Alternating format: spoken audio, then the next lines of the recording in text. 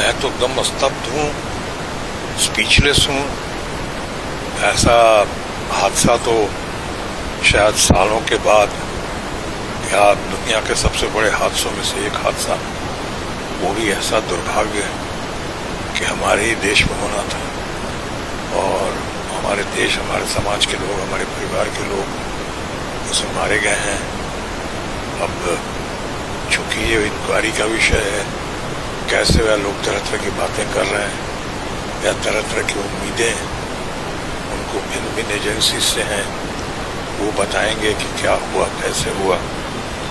और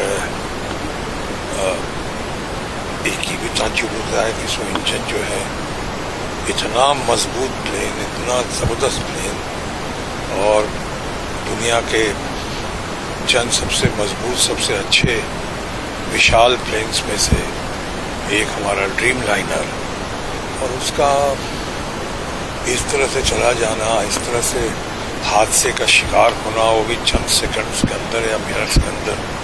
और वो भी लोग कहते हैं कि दोनों इंजन एक साथ करीब करीब फेल हुए, जो सब नामुमकिन सा लगता है। एक इंजन फेल होने पे वो बड़ी मुश्किल से एक इंजन फेल होता है और दूसरे इंजन को संभालने का पूरा मौका रहता है। सिस्टम ऐसा बना हुआ है।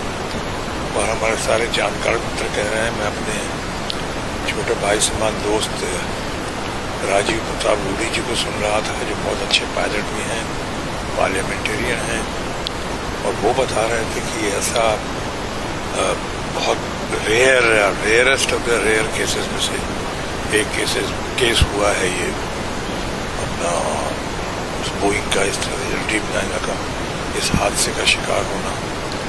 और हमारे समाज के लोग थे बैठे हुए थे, हमारे परिवार के लोग बैठे हुए थे। एक क्षण में क्या हो गया, कैसे, ये सब सवाल का कोई जवाब ही नहीं मिल रहा है मुझको। अब लोग कह रहे हैं, मैं ही प्रार्थना करता हूँ कि हमारे शोक संतप्त परिवारों के प्रति अपनी प्रार्थना अर्पित करता हूँ। जो घायल हैं उनके लिए यही दुआ है कि वो जल्द से जल्द ठीक हो, स्पीडी रिकवरी हो, और इस मामले का जल्द से जल्द समाधान हो कि क्या हुआ, कैसे हुआ। कहीं किसी किस्म की कोई कहने में ही अजीब सा लगता है, डर लगता है कि कहीं ये इंजन फेलियर का मामला है कि कोई किसी किस्म की नाकामी का मामला है। अब साजिश तो कहते हुए बहुत डर लगता है मुझको, लेकिन आशंकाएं हैं, तरह तरह की बातें हो रही हैं। अब वही मैं चाहूँगा कि इसका जल्द समाधान हो, क्योंकि पूरे विश्व को हिला दिया है ये मामला। सिर्फ पुतिन साहब के और ट्रंप साहब के शोक संदेश का ही नहीं है, यहीं तक सीमित नहीं है, बल्कि तमाम दुनिया के लोग इतने शोक में हैं, इतनी घबराहट में हैं, इतनी चिंता में हैं कि अब इतना बढ़िया टेक्निकली एडवांस्ड ड्रीम लाइनर के साथ ऐसा हो जाए। अब क्या हुआ है, मेंटेनेंस फेलियर है। पायलट्स के ऊपर मैं इस वक्त बगैर इंक्वायरी के कुछ नहीं कहना चाहूँगा, क्योंकि पायलट जो थे हमारे 8-10 हज़ार घंटे का उनको एक्सपीरियंस था, उससे ज़्यादा का वो पायलट भी थे, उनके पास भी 1100 घंटों से ज़्यादा का एक्सपीरियंस था।